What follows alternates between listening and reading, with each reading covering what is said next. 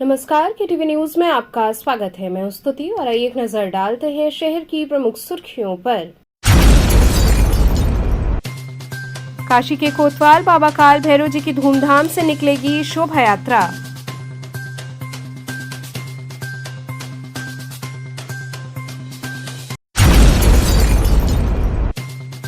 वरिष्ठ साथियों के सहयोग से रवि सर्राफ ने निष्क्रिय श्री काशी सराफा मंडल को पुनः सक्रिय करने की पहल की।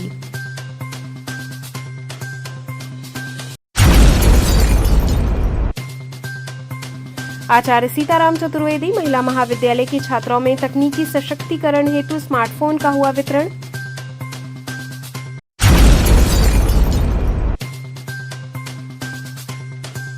और लक्सा क्षेत्र में ट्रांसफार्मर में लगी भीषण आग, कड़ी मशक्कत के बाद आग पर पाया गया काबू। और अब खबरें विस्तार से। काशी के कोतवाल बाबा काल भैरव जी की धूमधाम से शोभा यात्रा निकाली जाएगी। स्वर्णकार क्षत्रिय कमेटी वाराणसी के तत्वावधान में बाबा काल भैरव जी की 71वीं भव्य शोभा यात्रा आगामी 27 जून चौखंबा स्थित काट की हवेली से प्रारंभ होगी। ये शोभा यात्रा वर्ष 1954 में निर्मित बाबा की स्वर्ण रजत पंचबदन प्रतिमा के साथ निकाली जाएगी। कमेटी के अध्यक्ष कमल कुमार सिंह ने बताया कि शोभा यात्रा की शुरुआत पुलिस घुड़सवार दल, ताशा बाजा और ध्वज पताकाधारी भक्तों के साथ होगी। संस्थापक स्वर्गीय किशुनदास एवं स्वर्गीय भीखू सिंह की सुसज्जित तस्वीरें रथ पर विराजमान रहेंगी। शोभा यात्रा में 11 छत्रधारी घोड़े, राम, लक्ष्मण, भरत, शत्रुघ्न और हनुमान जी की झांकियां, राधा कृष्ण, शंकर पार्वती, दुर्गा व काली माता की जीवंत झांकियां प्रमुख आकर्षण होंगी। नीरज सेठ के नेतृत्व में भजन मंडली पूरे मार्ग पर भजन प्रस्तुत करेगी। साथ ही गोविंदेश्वर महादेव की झांकी और डमरू दल शोभा यात्रा की शोभा बढ़ाएंगे। शोभा यात्रा का समापन काल भैरव मंदिर चौराहे पर होगा। मंदिर में स्वर्ण रजत पंचबदन प्रतिमा स्थापित कर सायंकाल बसंत पूजा, महाआरती और श्रृंगार दर्शन संपन्न कराया जाएगा। पूजन कार्य पंडित जयकृष्ण दीक्षित के आचार्यत्व में संपन्न होगा। कमल जी, क्या है, किस विषय को लेकर के आज वार्ता बुलाई? आज पत्रकारिता में मुख्य विषय यह है कि बाबा काल भैरव जी की शोभा यात्रा स्वर्णकार क्षत्रिय कमेटी के द्वारा सन 1954 से निरंतर निकाली जा रही है। उसी कार्यक्रम का आयोजन इस वर्ष 27 जून 2025 को होना है। शोभा यात्रा स्वर्णकार क्षत्रिय कमेटी के तत्वावधान में चौखंबा स्थित काट की हवेली से निकाली जाएगी, जो परंपरागत मार्ग बिबेटिया, जतनबर, विशेषरगंज, महामृत्युंजय, दारानगर, मैदागिन, बुलानाला चौक, नारियल बाजार, ठठेरी बाजार, गोलघर, सोरकुआ गोलघर होते हुए काल भैरव मंदिर पे आकर विश्राम लेती है। इस शोभा यात्रा में इस वर्ष भगवान के स्वरूप की झांकियाँ, जिसमें शंकर पार्वती जी, राधा कृष्ण जी, हनुमान जी, ऐसे तमाम झांकियाँ रहेंगी।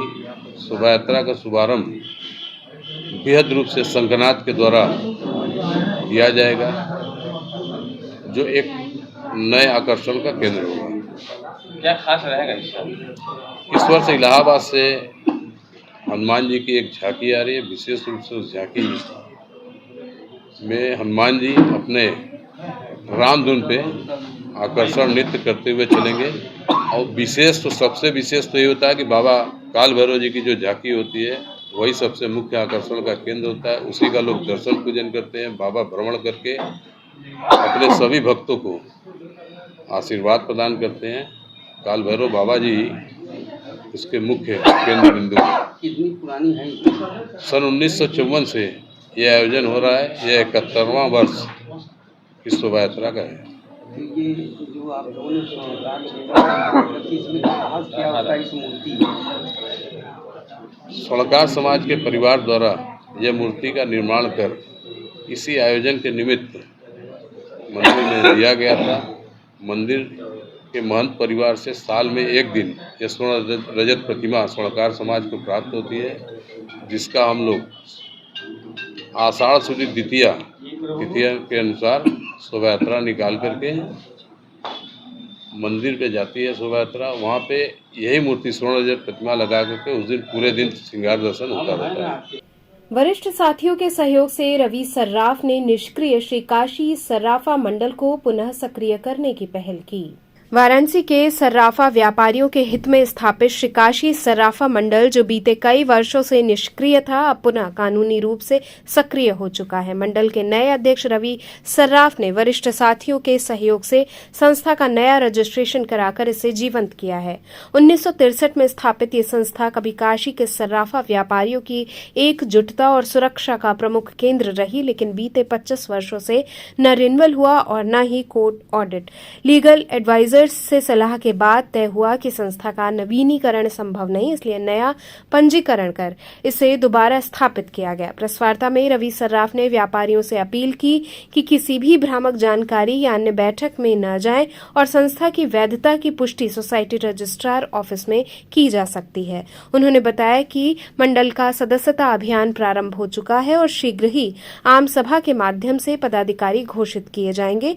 पूर्व पदाधिकारियों को श्रद्धा और सम्मान अर्पित करते हुए रवि सर्राफ ने स्पष्ट किया कि ये कदम संगठन की मजबूती और पारदर्शिता के लिए आवश्यक था।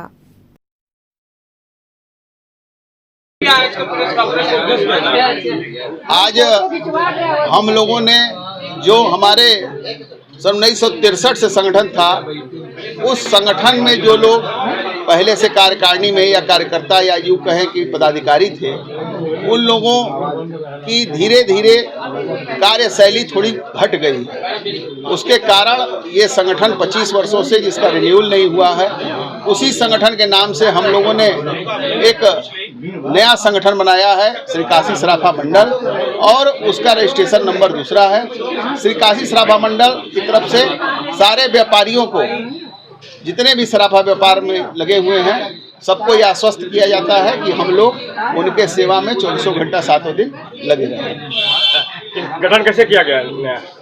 गठन पुराने जो हमारे साथी हैं, उनकी प्रेरणा से, उनकी आशीर्वाद से ये नए गठन को हम लोग कौन पदाधिकारी बने? वर्तमान समय में अध्यक्ष मैं हूँ, हमारे पवन मिश्रा जी महामंत्री हैं और श्री कुमार दबे राघव जी कोषाध्यक्ष हैं। आगे कार्यकारिणी का गठन हम सभी वरिष्ठ जनों से मिलते हुए सारे वरिष्ठ जनों से संपर्क स्थापित करके आगे कार्यकारिणी का गठन हम लोग करेंगे। आचार्य सीताराम चतुर्वेदी महिला महाविद्यालय की छात्राओं में तकनीकी सशक्तिकरण हेतु स्मार्टफोन का वितरण हुआ। डोमरी रामनगर स्थित आचार्य सीताराम चतुर्वेदी महिला महाविद्यालय में उत्तर प्रदेश सरकार की महत्वाकांक्षी योजना स्वामी विवेकानंद युवा सशक्तिकरण योजना अंतर्गत महाविद्यालय में अध्ययनरत छात्राओं के तकनीकी सशक्तिकरण हेतु 33 स्मार्टफोन छात्राओं को वितरित किया गया।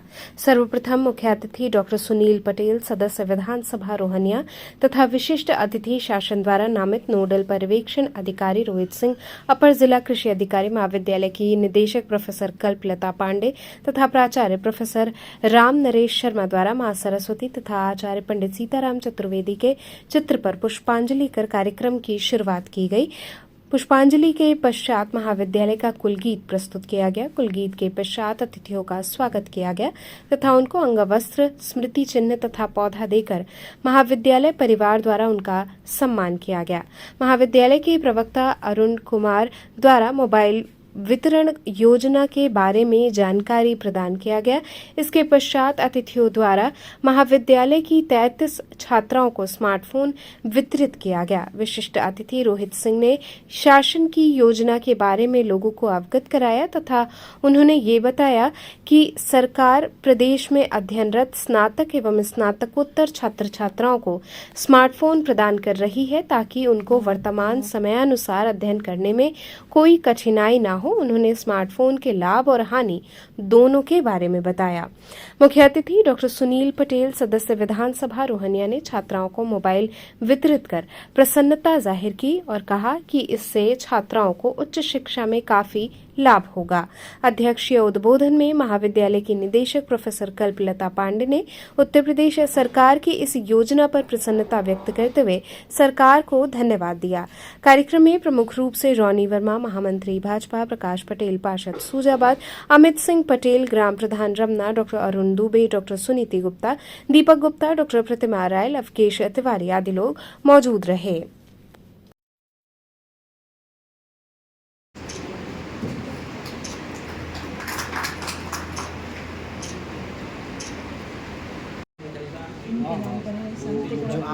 काम करेंगे वही हमको भी करना है।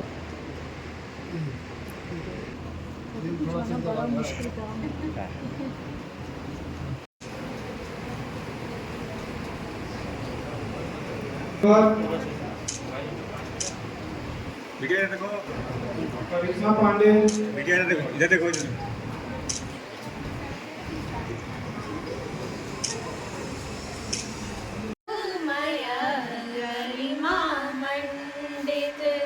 मंजुल मधुमय गरिमा मंडित विद्या काय सदन हमारा। जैसे कि मैं बताना चाहूंगा अपनी छोटी बहनों को कि देश के यशस्वी प्रधानमंत्री माननीय नरेंद्र मोदी जी, माननीय मुख्यमंत्री योगी आदित्यनाथ जी और हम सब की नेता बहन प्रिया पटेल जी के मार्गदर्शन में 2014 से 2025 तक ये जो 11 साल का कार्यकाल हम लोगों का रहा है, हमारी सरकार निरंतर गांव गिराव में रहने वाले समाज के अंतिम पैगाम में खड़े व्यक्ति के बारे में चिंतन की है। आज उसी का उद्देश्य है कि आज स्वामी विवेकानंद युवा सशक्तिकरण योजना के माध्यम से मोबाइल वितरण के कार्यक्रम में हमारे यहाँ भी जो भी हमारी बहनें या मोबाइल पाई है, हमारी सरकार का मुख्य उद्देश्य ही है कि आप इस मोबाइल का उपयोग नेट के माध्यम से आपके एजुकेशन क्षेत्र में जो भी जानकारियां इंटरनेट के माध्यम से आप लेना चाहती हैं, आप इसके माध्यम से पा सकती हैं। और हमारे गांव में बहुत सारी बेटियां ऐसी हैं, बेटे ऐसे हैं जिनके पास पैसे नहीं कि वो मोबाइल खरीद के नेट चला के अपने पढ़ाई के क्षेत्र में और आगे बढ़ सके। साथियों, लक्सा क्षेत्र में ट्रांसफार्मर में भीषण आग लग गई। कड़ी मशक्कत के बाद आग पर काबू पाया गया। लक्सा क्षेत्र स्थित मजदा कार पार्किंग के पास उस समय अफरा तफरी मच गई जब एक ट्रांसफार्मर में अचानक आग लग गई। आग की सूचना मिलते ही दमकल की 2 गाड़ियां मौके पर पहुंची। हालांकि प्रारंभिक प्रयास में एक फायर ब्रिगेड वाहन तकनीकी खराबी के चलते फेल हो गया, जिससे आग बुझाने में देरी हुई। फायर ब्रिगेड की टीम ने कड़ी मशक्कत के बाद करीब 1 घंटे में आग पर काबू पाया। इस दौरान सुरक्षा को ध्यान में रखते हुए इलाके में बैरिकेडिंग लगाकर आवागमन पूरी तरीके से रोक दिया गया। मौके पर लक्सा थाना प्रभारी दयाराम अपने पुलिस बल के साथ मौजूद रहे। वहीं बिजली विभाग की टीम ने भी आग की स्थिति पर नजर बनाए रखी। प्रारंभिक जांच में आग लगने का कारण ट्रांसफार्मर के पास स्थित चाय पान की दुकानों पर लोगों द्वारा फेंकी गई सिगरेट को बताया जा रहा है। फायर ब्रिगेड की तैयारी को लेकर स्थानीय लोगों में खासा आक्रोश देखा गया। लोगों का कहना था कि स्मार्ट सिटी में बीवीएफ जैसी सुविधाएं होते हुए भी आग पर समय रहते नियंत्रण नहीं पाया। क्षेत्रीय जनता ने इस मामले की उच्च स्तरीय जांच कर दोषियों पर कार्रवाई की मांग की है। ये दुकानें हैं, नीचे सिगरेट और चाय की दुकानें हैं और कोई व्यक्ति इसमें सिगरेट का जो भी लगाया किया कि उसके बाद केबल में आगे लग गई और 112 पर हम संबंधित लाइनमैन हम लोग सूचना दिए।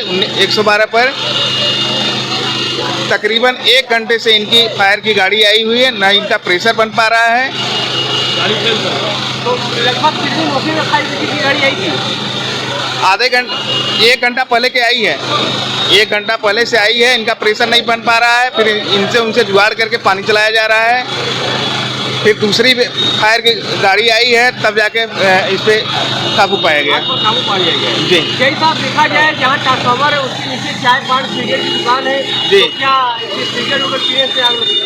जी जी, सिगरेट पीने की वजह से हुआ है। तो आग पे काबू पा लिया गया? जी, आप लोग के द्वारा जी जी सूचना दिया गया, आग पे काबू पा लिया गया। आप लोग यहाँ पे मौजूद है? बिजली विभाग की टीम? हाँ, बिजली विभाग की टीम मौजूद है यहाँ पर। तो क्या कुछ आगे कार्रवाई होगी क्या? से आग लगी? अगली कार्रवाई उपभोक्ता को सप्लाई देना है तो पहले अभी इसको मेजरिंग कराया जाएगा। स्थिति सही रहेगी तो ट्राली ट्रांसफार्मर सप्लाई चालू की जाएगी। विवाहिता ने ससुराल पक्ष पर उत्पीड़न और धमकी का आरोप लगाते हुए पुलिस कमिश्नर को ज्ञापन दिया। वाराणसी में एक पीड़ादायक मामला सामने आया है, जहां एक महिला की ओर से अपने पति और ससुराल पक्ष पर गंभीर आरोप लगाते हुए पुलिस कमिश्नर को ज्ञापन सौंपा गया है।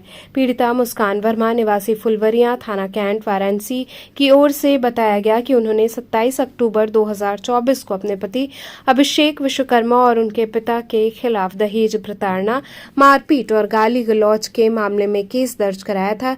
ये मामला फिलहाल न्यायालय में विचाराधीन है, लेकिन अब पीड़िता की ओर से ये कहना है कि पिछले एक सप्ताह से उन्हें लगातार धमकियां मिल रही हैं।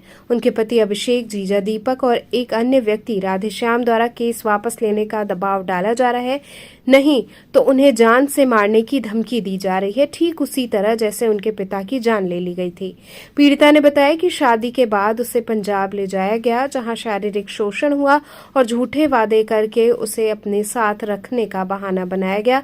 वापस लौटने के बाद पति और उसके जीजा ने मिलकर उसके साथ मारपीट की और जीजा दीपक लगातार उसके साथ जबरदस्ती करने की कोशिश करता रहा। पीड़िता का आरोप है कि पुलिस ने अब तक छेड़छाड़ और यौन उत्पीड़न जैसे गंभीर मामलों में उचित धाराओं में मुकदमा दर्ज नहीं किया है, जिससे उसे न्याय नहीं मिल पा रहा है। मुस्कान वर्मा ने पुलिस कमिश्नर से कार्रवाई की गुहार लगाई है और अपनी जान की सुरक्षा की मांग की है। सोनू जी, आज पुलिस कमिश्नर के यहाँ आए थे, किस संदर्भ में आए थे, क्या मांगे थे आपके और क्या आश्वासन मिला? मेरे बहन का एक केस था, उसमें आया था। मेरी बहन को जान से मारने की धमकी दी जा रही है, प्रताड़ित किया जा रहा है। बोले कि आप लोग जाएंगे तो आपको जान से मरवा दिया जाएगा। इसलिए हम अपने वकील साहब के, कमिश्नर साहब के यहाँ आए थे। किस थाने का मामला है? कैंट थाना। क्या आपके साथ, आपके बहन के साथ घटना घटी थी? मेरे बहन को प्रताड़ित किया जा, शादी करने के बाद नहीं ले जा रहे हैं। उसके बाद हम लोग जा रहे हैं तो इनके पास धमकियाँ मिल रही हैं कि कमिश्नर साहब के पास जाओगे तो आपको जान से मार दिया जाएगा, आपको, आपके बहन को, दोनों को। कितने वर्ष हो गए आपकी बहन की शादी हुई है? 2024 का मामला है। 2024, मतलब 1 साल से ऊपर हो गया। तब से अभी तक आपकी बहन उनके यहाँ गई नहीं? वकील साहब, आज ज्ञापन देने आप लोग आए थे सीपी साहब के यहाँ, क्या मांगे थी और अपना परिचय बता दीजिए। मेरा नाम अधिवक्ता शिवम श्रीवास्तव है। मैं जिला सत्र न्यायालय में प्रैक्टिस करता हूँ।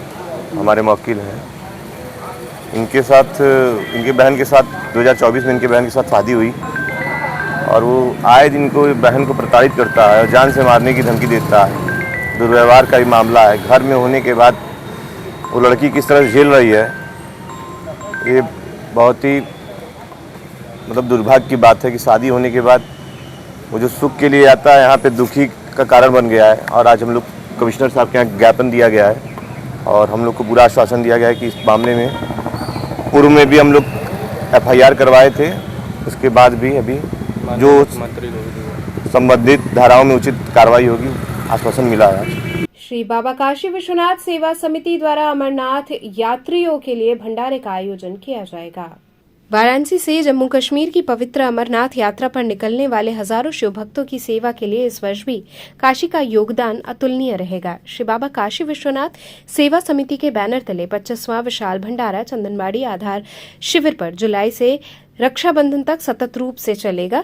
इस भंडारे में लगभग 300 यात्रियों के ठहरने की व्यवस्था की गई है, जहां श्रद्धालु बनारसी कचौड़ी, जलेबी, पूरी, मसाला डोसा, ठंडाई, पान और कई पारंपरिक व्यंजनों का स्वाद ले सकेंगे। साथ ही यात्रियों के लिए कंबल, जूते, मोजे, मास्क, टोपी, स्वेटर जैसी सुविधाएं भी निःशुल्क उपलब्ध कराई जाएंगी। दूसरा जत्था 28 जून को दिलीप सिंह बंटी व विवेक श्रीवास्तव के नेतृत्व में रवाना होगा। इससे पूर्व लक्सा से एक बाइक रैली निकाली जाएगी, जो गुदौलिया चौक, लोहराबीर होते हुए वाराणसी कैंट स्टेशन तक जाएगी। ये रैली बनारस की गलियों से होकर महादेव के संदेश को जन जन तक पहुंचाएगी। सेवा समिति ने बताया कि इस बार चंदनबाड़ी में पहले से 3 गुना अधिक यात्रियों के पहुंचने की संभावना है। बनारस सहित अन्य स्थानों से परमिट संबंधी परेशानी में भी समिति सक्रियता से सहायता कर रही है। जैसा कि आप सभी को पता है कि हमारी संस्था श्री अमरनाथ जी की यात्रा के दौरान पहलगाम से ऊपर 16 किलोमीटर ऊपर चंदनबाड़ी में एक भंडारे का आयोजन करती है और इसको करते हुए लगभग हम लोग को 25 वर्ष पूरे हो गए और इस बार 25वां साल हम लोग के लिए विशेष रूप से है।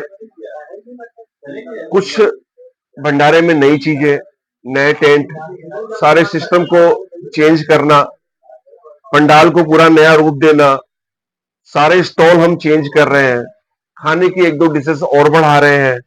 और जैसा कि आपको पता है कि हमारे भंडारे में सुबह चाय पानी से लेकर रात्रि भोजन तक की व्यवस्था रहती है, जिसमें दोपहर को अगर किसी को पब्लिक हमारे यहाँ 100-150 पब्लिक अगर हमारे यहाँ, तो उनकी चाट की भी व्यवस्था की मैनेज कराते हैं। जैसे हमारे भंडारे में विशेष रूप से हिंदुस्तान से करीब हर क्षेत्र से लोग आते हैं। जैसे कि साउथ से अगर कोई आ रहा है तो उसको साउथ इंडियन डिश हम प्रोवाइड कराते हैं। अगर गुजरात से कोई आ रहा है तो गुजराती डिश प्रोवाइड कराते हैं। पंजाब से आ रहा है तो पंजाब की डिश प्रोवाइड कराते हैं। और विशेष रूप से साधु संतों और गरीबों के लिए हम लोगों ने वहाँ बड़ी अच्छी व्यवस्था की है, जो कि पूरे 110 भंडारे में ये व्यवस्थाएं नहीं है। पंडित जी, बात की जाए तो सुबह की कितने बजे से ये आपका निकलेगा? देखिए, ऑलरेडी मेरे 6 से 7 लड़के जो चंदनबाड़ी पहुंच चुके हैं और वहां पे कैंपिंग का काम शुरू कर दिए हैं, टेंट वेंट लगाने का काम शुरू कर दिए हैं। 28 तारीख से पहले 27 तारीख को हमारे यहाँ से 3-4 लड़के जाएंगे, जो कि वहां पे अमृतसर में ट्रकों में सामान लोड करेंगे। अमृतसर की सारी व्यवस्था हमारे वहां का एक सेवादार, जो कि वहां का प्रभारी भी है, हमारा अर्जुन, जो नारंग बेकरी जी प्रोवाइड कराता है। वो सारी व्यवस्था हमारी, जैसे स्वेटर वेटर की लुधियाना से व्यवस्था, बरसाती की व्यवस्था, जूते उते की व्यवस्था, मतलब होल एंड सोल जितना मेरा भंडारे का सामान है, वे 20-25 दिन पहले से वो तैयारी कर रहा है। एक एक चीज खोज के सस्ते रेटों में एक एक चीज अवेलेबल करा के वो इकट्ठा करता है। फिर हमारे यहाँ से लड़के जाते हैं, जो छोटी मोटी चीजें जरूरत पड़ती है वो 1-2 दिन के अंदर कलेक्ट करके हम ट्रकों में अपना सामान लोड करके 28 तारीख को वो वहां से निकल देंगे।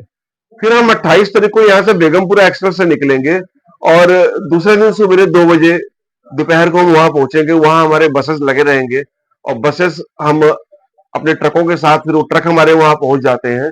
फिर हम ट्रक और बस लेके फिर हम यहाँ से वहां से रवाना हो जाएंगे और करीब दूसरे दिन रात को भोर में या तो सुबह 10-11 बजे के आसपास हम 30 तारीख के आसपास हम पहुंच जाएंगे वहां पे। इस बार विशेष क्या रहेगा? विशेष तौर पे जैसे हमारे इस बार 25वां वर्षगांठ ये कह लीजिए, और 25 साल पूरे करना एक किसी संस्था के लिए, और भी नेशनल लेवल पे, ये आप समझ सकते हैं कि कैसे संभव है ये।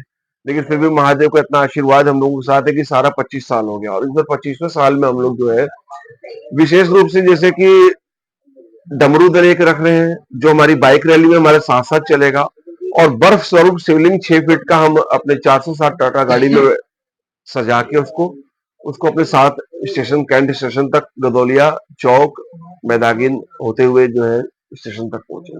श्री अग्रसेन महिला समिति द्वारा आयोजित समर कैंप का समापन हुआ।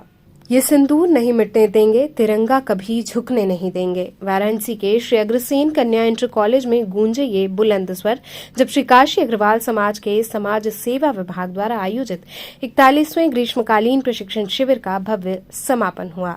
मुख्य अतिथि डॉक्टर तनु पाटनी और संतोष कुमार अग्रवाल सहित कई विशिष्ट जनों ने दीप प्रज्वलन कर कार्यक्रम का शुभारंभ किया और बच्चों द्वारा बनाई गई कलाकृतियों का अवलोकन किया। इस समर कैंप के माध्यम से बच्चों और महिलाओं ने आत्मनिर्भरता, भारतीय कला और नेतृत्व कौशल को आत्मसात किया, वो भी इंटरनेट और गैजेट से दूर एक सकारात्मक और रचनात्मक वातावरण में। कार्यक्रम की सबसे विशेष प्रस्तुति रही ऑपरेशन सिंदूर, एक नृत्य नाटिका जिसमें महिला शक्ति की विजय और देशभक्ति का जज्बा दर्शकों के दिलों को छू गया। तालियों की गूंज के बीच पूरा सभागार भारत माता के जयकारों से भर उठा। 60 कोर्स में प्रशिक्षण प्राप्त बच्चों को प्रमाण पत्र दिए गए और अतिथियों को सम्मानित किया गया।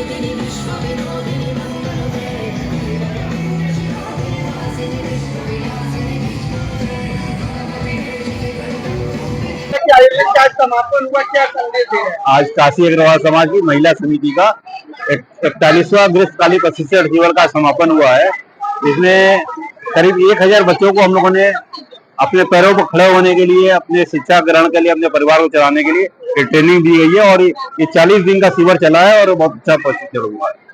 क्या संदेश देते इस कार्यक्रम के माध्यम से? इस कार्यक्रम के माध्यम से हम लोग समाज की जो बच्चियां हैं, सर समाज की जो बच्चियां हैं, उनको अपने पैर पर खड़ा होना और कैसे अपने घर परिवार में सुख समृद्धि से रहना और अपने परिवार को आगे चलाने के लिए जो भी हुनर है उनके पास, वो आगे को दूसरे को सिखाना, इससे एक दूसरे का बहुत बड़ा विकास होता है। और पिछले 40 साल से समाज का ये कार्य चल रहा है।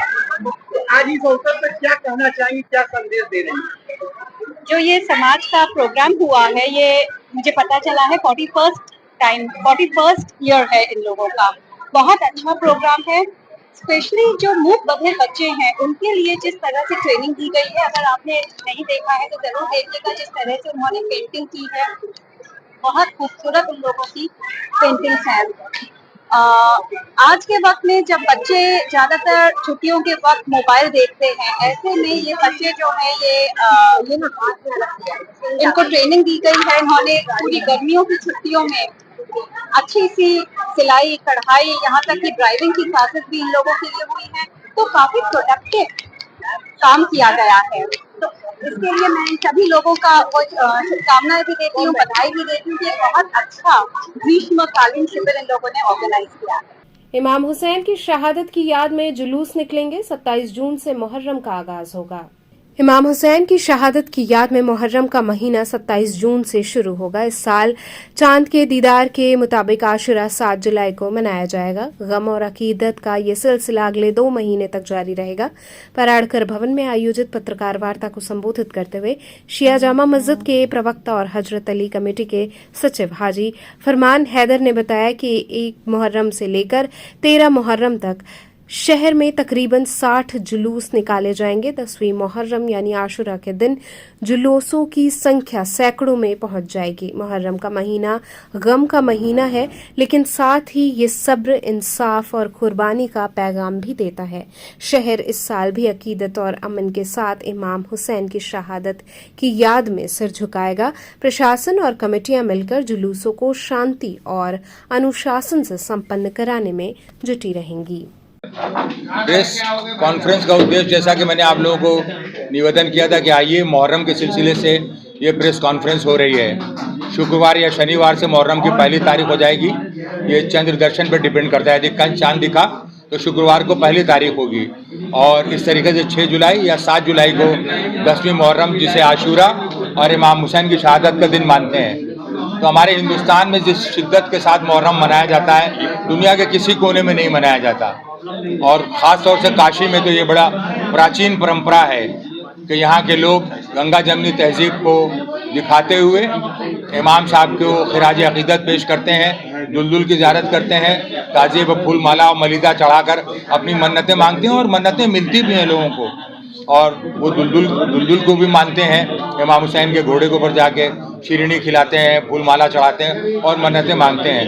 तो शहर भर में 28 अंजुमनें हैं और तकरीबन 6 से 7 लाख मुसलमान बंधु हैं जो 8 तारीख, 9 तारीख और 10 तारीख को ताज़िया रखते हैं और 12 तारीख को इमाम हुसैन का तीजा तक मनाया जाता है। लेकिन एक बात और मैं भूल ना जाऊं, दुनिया के सिर्फ अकेले शहीद हैं इमाम साहब, जिनका फूल 40वां भी होता है, जिनका 50वां भी होता है और जिनका 60वां भी मनाया जाता है आप लोगों की भाषा में।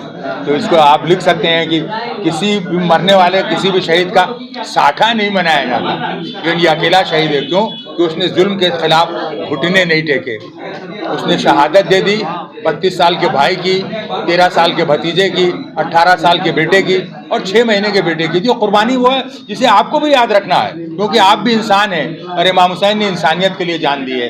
तो मेरा यही पैगाम है कि मुहर्रम में इमाम हुसैन के पैगाम को सारी दुनिया तक पहुंचाइए।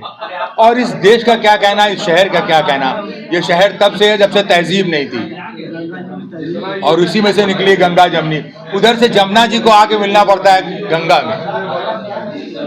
तो आप लोग के जरिए यही पैगाम जाना चाहिए कि खुद जियो, औरों को भी जीने दो, जुल्म कहीं भी हो रहा है उसके खिलाफ आवाज़ बुलंद करो। जो सारी दुनिया में सैकड़ों साल में पैगाम नहीं पहुंचा था, वो खामनेई ने 12 दिन के अंदर पहुंचा दिया कि अगर हौसला है तो ईरान से भी जंग कर सकते हो, इजराइल की टेक्नोलॉजी को भी फेल कर सकते हो, न कोई डोम काम में आएगा और न कोई वो काम आएगा। तो इसके अंदर यही बात करनी है आपको, जुल्म कहीं भी आप भी हैं, कोई भी आपका जुल्म, तो मिलजुल के उसके सामने खड़े होइए। कोई ज़रूरी नहीं, आप भी इंसान हैं, आज आप पत्रकार हैं, लेकिन बतौर इंसान इमाम हुसैन के पैगाम को पहुंचाइए। न जुल्म कीजिए न जुल्म सहिए, कि जुल्म सहने से भी जालिम की मदद होती है। तो चलते चलते पुनः एक नजर डालते हैं शहर की प्रमुख सुर्खियों पर। काशी के कोतवाल बाबा काल भैरव जी की धूमधाम से निकलेगी शोभा यात्रा।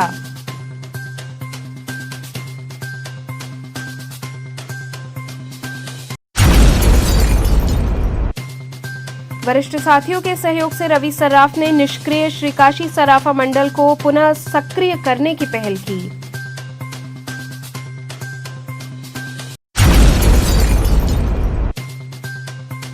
आचार्य सीताराम चतुर्वेदी महिला महाविद्यालय की छात्राओं में तकनीकी सशक्तिकरण हेतु स्मार्टफोन का हुआ वितरण।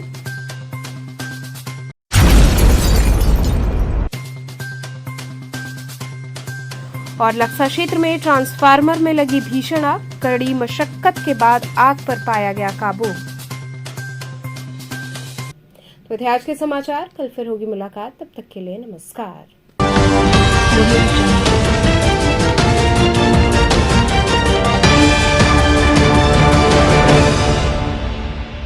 खबरों से जुड़े रहने के लिए हमारे चैनल KTV वाराणसी को सब्सक्राइब करें और लेटेस्ट अपडेट्स के लिए बेल आइकन को प्रेस करें।